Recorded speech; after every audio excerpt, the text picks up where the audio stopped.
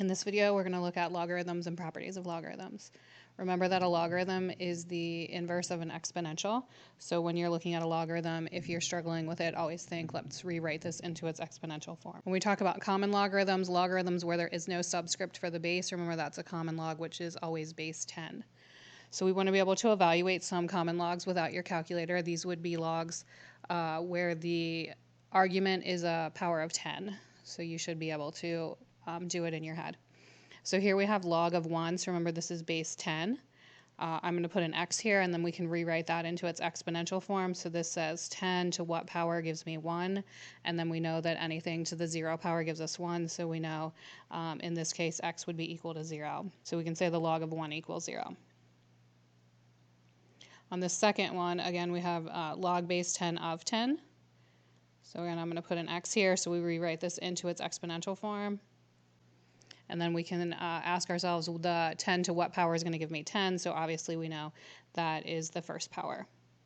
So we just get log of 10 is equal to 1. So next we have log base 10 of 1,000 equals x. So again, writing this into its exponential form. 10 to the x equals 1,000. So what power of 10 gives me 1,000? So that's going to be the third power. And then finally we have log of 0.01. I'm going to rewrite this.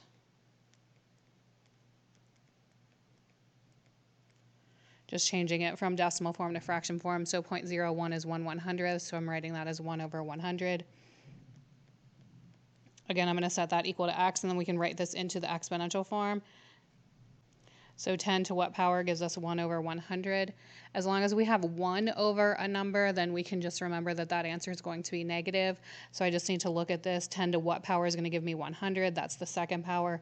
Because it's 1 over 100, then we know that's going to be x equals negative 2.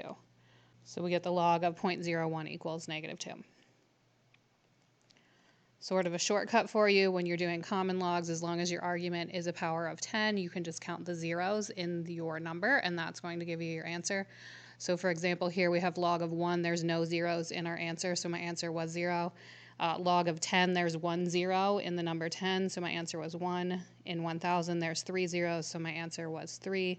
And here there were 2 zeros in the denominator, so my answer is negative 2. Over here on the right-hand side, we're going to use our calculator because we're going to round these to 2 decimals. So remember, common log, we're just going to use this button here next to the 7, so we're just going to go log of 5, and we get about 0.70 if we round to 2 decimal places. When we're dealing with logarithms, we want to be in real mode, so just double check that your calculator is in real mode, and then if we're going to do these logarithms, we're just going to use the common log button, which is over here next to the 7. So we can do log of 5. Log of 87,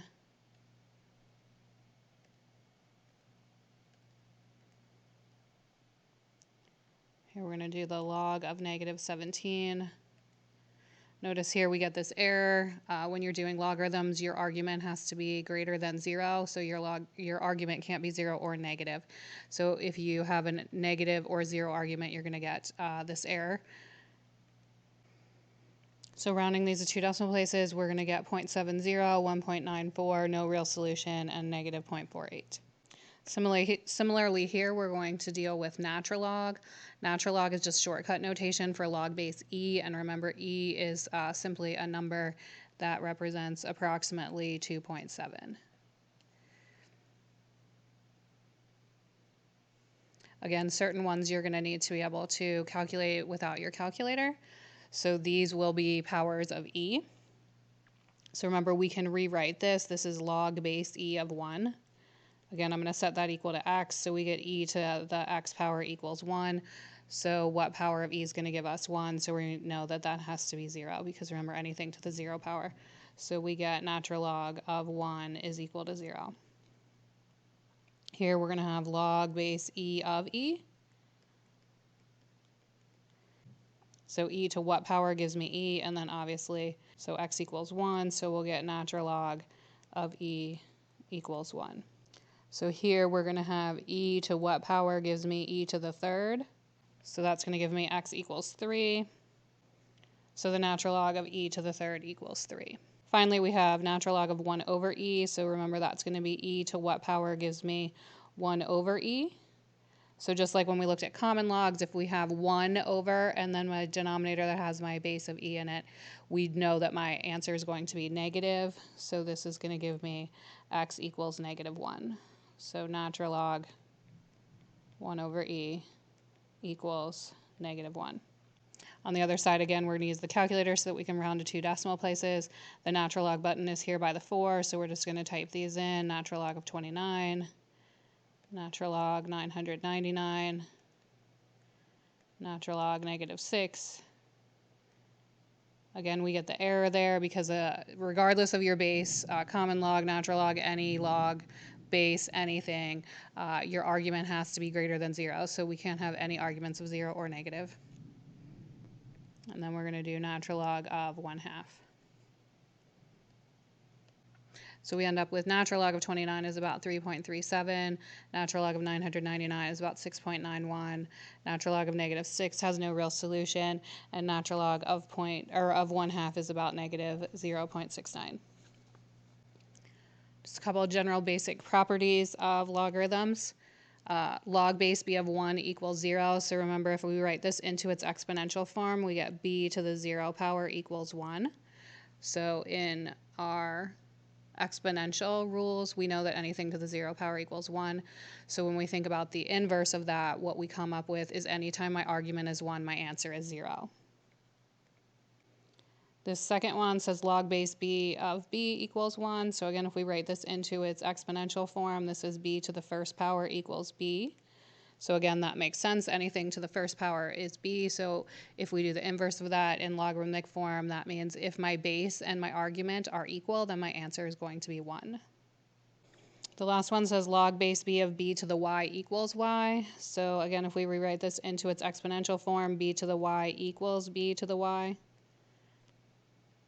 So this one translates sort of into anytime my argument is my base with an exponent on it, then my answer is going to be that exponent. So just a quick review of converting between logs and exponentials.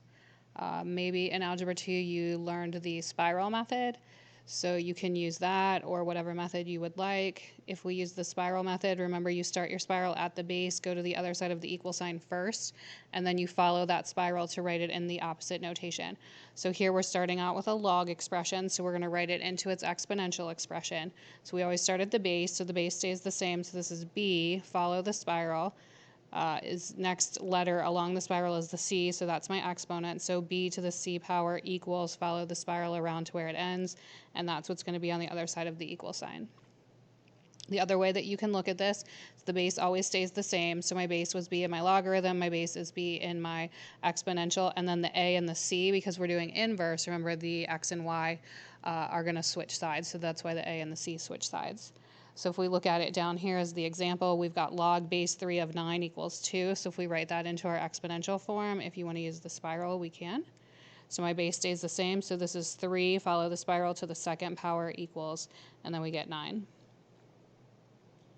Over here, it's going to work similarly. We're starting with an exponential, so now we're going to write it into a log form. Again, if you want to use the spiral, you can start on the base, always, regardless of which one you're starting with. We always start at the base, go to the other side of the equal sign first.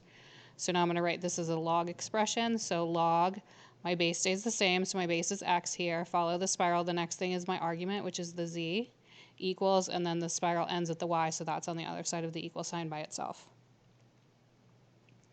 In my example here, we have 4 to the third equals 64. We're going to rewrite that into its logarithmic form. So log, my base stays the same, so log base 4. If you want to use the spiral, we can. So then we're going to follow the spiral. So log base 4 of 64 equals 3. So here we've just got a couple examples we're going to rewrite into exponential form from the log form on the left side here. So this one's going to be 2 to the third power equals 8. Here we're going to have 5 to the -2 power equals 1 over 25. And here we're going to have 7 to the first power equals 7. Over here, where we're starting with the exponential form, we're going to write it into log form. So we're going to write log, remember my base stays the same, so base 3 of 9 equals 2. This one's going to be log, my base stays the same, so log base 4 of 1 equals 0. And finally, we have log base 6 of 1/6 equals -1.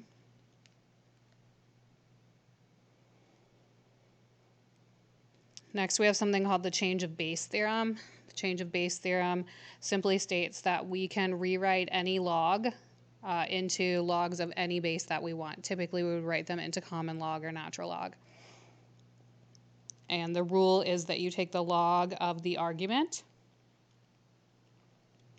and you put that in the numerator, divide by the log of the base. So if we want to evaluate this with our calculator, we've got log base 4 of 50. So in your calculator, you have a couple options. Most of you have the log base function in your calculator, so you can use that.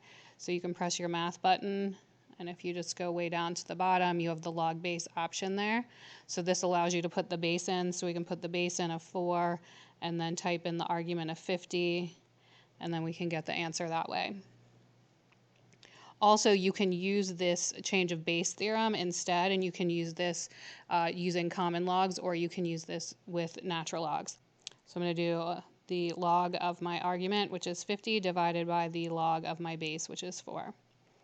Notice I get exactly the same answer. I can also do that with natural logs instead. So we can do natural log of 50 divided by natural log of 4, and we're going to get the same answer. So it's just a choice that you have to make. Are you going to use the log base option, or are you going to use the change of base theorem? So sometimes you're going to see a problem where they're just asking you to rewrite and not evaluate. So rewrite log base 7 of 150 using only common logs. So remember, that's log base 10. So then we're just going to write log of the argument, which is 150, over the log of the base, which is the 7.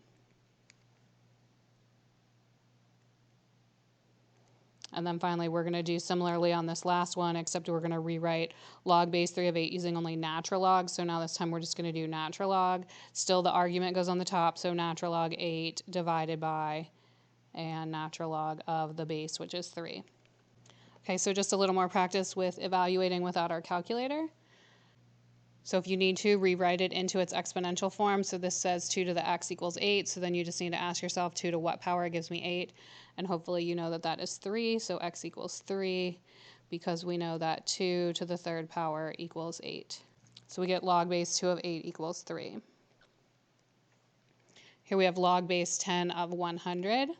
So again, if you want to put the x in there, so 10 to what power gives us 100. And hopefully, again, we know that that is 2. So we got log of 100. Remember, because it's common log, I can write it without its base, equals 2. Also, if you remember our shortcut from before, since this is common log or log base 10, I could just count my zeros. Here I've got log base 3 of 1/9. So this says 3 to the x power gives me 1 over 9. Remember, if it's 1 over a number, then we know that it's going to be negative, and then we can just decide 3 to what power gives me 9. So we know that that's 2, and since it is in the denominator, we know that my answer is going to be -2. Then on this last one, we've got log base 7 of 49. So 7 to what power gives me 49? And hopefully we know that that's the second power, because I already wrote it in there. So we got log base 7 of 49 equals 2. All right, so you've got some properties of logs that you learned in Algebra 2, so we'll just do a kind of quick review of that. The product rule says that if I have the log of a product, r times s, we can split that up and take the log of each part, a log of r and log of s individually, and then we put a plus sign in between them. So we can use these properties of logs to either simplify our arguments or to simplify the expression. So here if I want to simplify my arguments, which means I want to get each argument as simple as possible. So since this is a product, I'm going to write this as log base 2 of 6 plus log base 2 of x. On the second example, we have a plus sign in between two logs with the same base. Remember, they have to have the same base. So we can combine this into one log. So this would be log base 7. And then we're going to multiply these things together. So x times 3y. And then normally we would just sort of rewrite that expression and make this 3xy. Over here, the quotient rule is very similar. So if I have the log of r divided by s, or a quotient, a division problem, then we can take the log of the two pieces and put a subtraction sign in between them. Note that the numerator has to come first and the denominator always comes second. So here when we have log of x over 5, so we have a subtraction there, so we can rewrite this log base 3 of the numerator x minus log base 3 of the denominator 5. Again, we can use this to compress this into a single logarithm. So I have log base 8 of 6y minus log base 8 of 2x. My bases are the same, so I know I can combine these. So this is log base 8. And then remember, the first one has to go into the numerator, so 6y over 2x. Again, on this one, I can simplify just a little bit. And we get log base 8 of 3y over x. And then our final rule is called the power rule, and you should have used this a lot when you were solving equations. So this says if I have log base b of an argument that has an exponent on it, I can move that exponent to the front. Or if I have a constant in front of a log expression, I can move it onto the argument and make it the exponent. So here if we have log base 4 of a to the 9th, we can rewrite that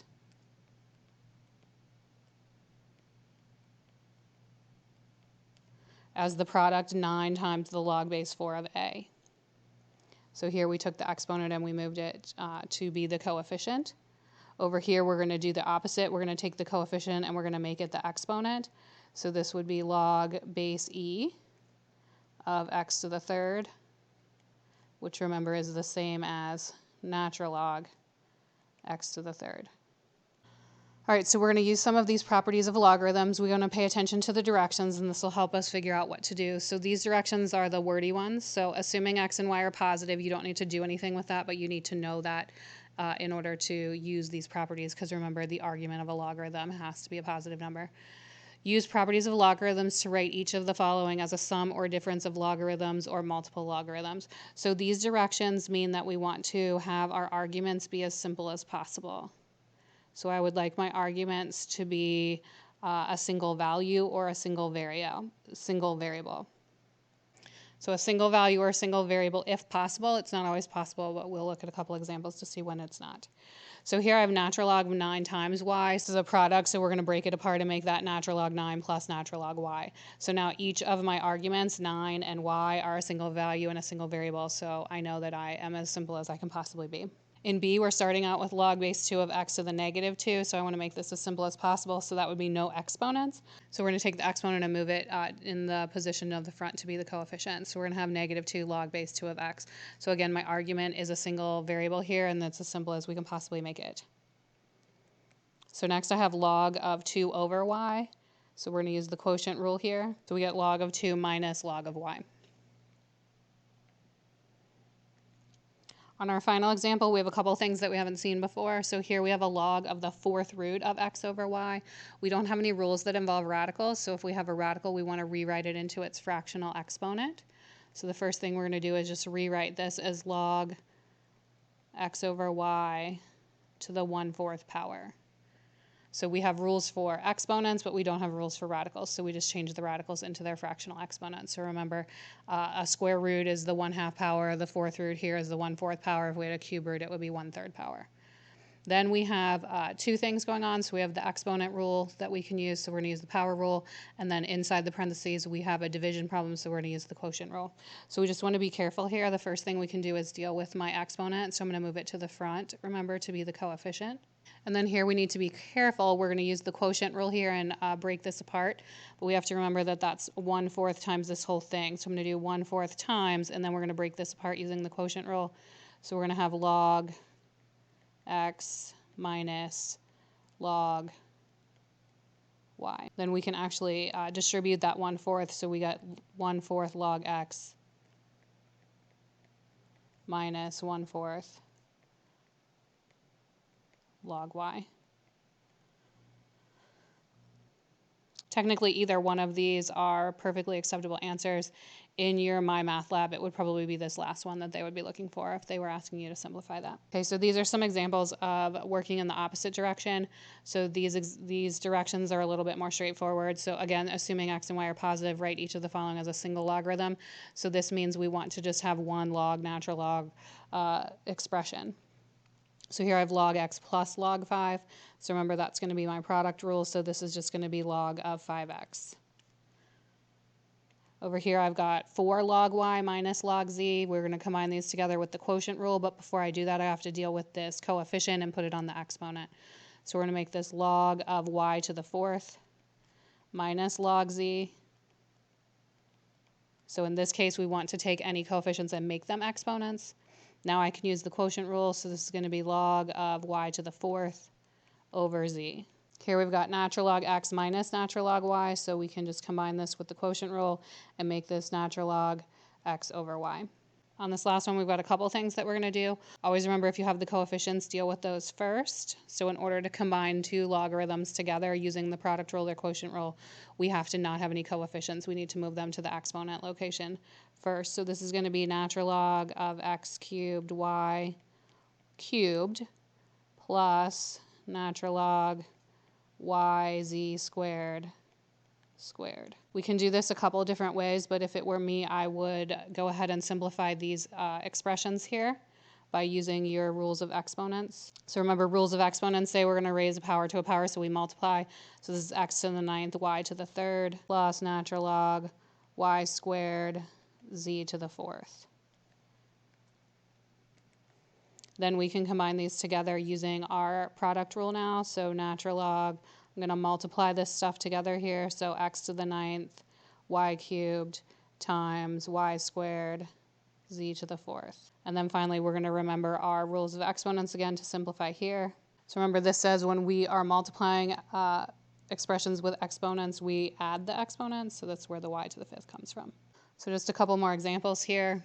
Remember, these are my wordy directions. Use properties of logarithms to rewrite the expression as the sum or difference of logarithms or multiples of logarithms. So this means that we want to simplify our arguments as much as possible. So first step, remember, is to get rid of that radical and rewrite it into its fractional exponent.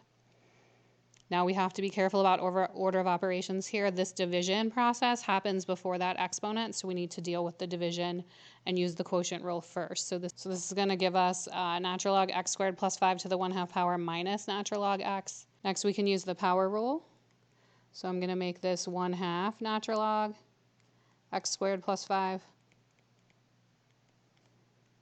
minus, and then there's nothing else we can do with this natural log x. It's completely simplified. And actually at this point we have to stop. I cannot simplify x squared plus 5. We don't have any rules to help us simplify an argument that is a sum or a difference. So once we get to this step, we have to stop. So this is my answer. All right, last one, we're going to take this and we're going to write it into a single logarithm. So remember, the first thing we're going to do when we're combining is we want to get rid of coefficients and make them exponents. And then again, I'm going to simplify this argument first. So this is x to the 5th, natural log x to the 5th plus natural log, and then this is going to be x squared y squared. Now I'm going to use the product rule. So this is, using the product rule, we're going to get, this is natural log x to the 5th times x squared y squared. So then we're going to, again, simplify using our rules of exponents. So this is x to the 7th y squared. Remember, we're not distributing here. There's no addition sign. So all we're doing is combining those two terms together that have the same base.